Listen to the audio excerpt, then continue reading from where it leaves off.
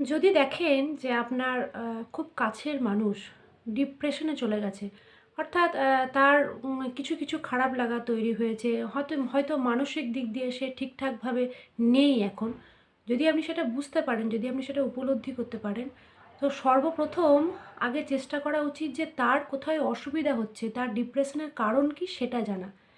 আপনি নিজে গিয়ে তাকে কোনো কিছু বলবেন বা কোনো উপদেশ দেবেন, সে কিন্তু সেই মুহূর্তে আপনার উপদেশগুলো শুনতে একদমই চাইবে না। কারণ তার ভালোই লাগবে না। সে চাইবে, অর্থাৎ যে মানুষটি ডিপ্রেশনে চলে যাচ্ছে আস্তে, আস্তে, সে চাইবে যে আমার কথাগুলো অন্য কেউ শুনুক। আমার অসুবিধাটা, আমার কষ্টটা, আমার প্রবলেমটা সে যেন বোঝে আরকি। তাতে কি মনে হবে যে হয়তো আমার কথাগুলো শুনছে, না তো আমার উপরে কোনো কিছু জোর করে চাপিয়ে দিচ্ছে। আপনি যদি তাকে ঘুরিয়ে কোনো উপদেশ দিতে যান যে, "এই এটা করলে এটা ভালো হতো, ওটা করলে ওটা খারাপ হতো", সে কিন্তু সেই মুহূর্তে সেটা শুনতে চায় না। সে আরো বেশি রেগে যাবে।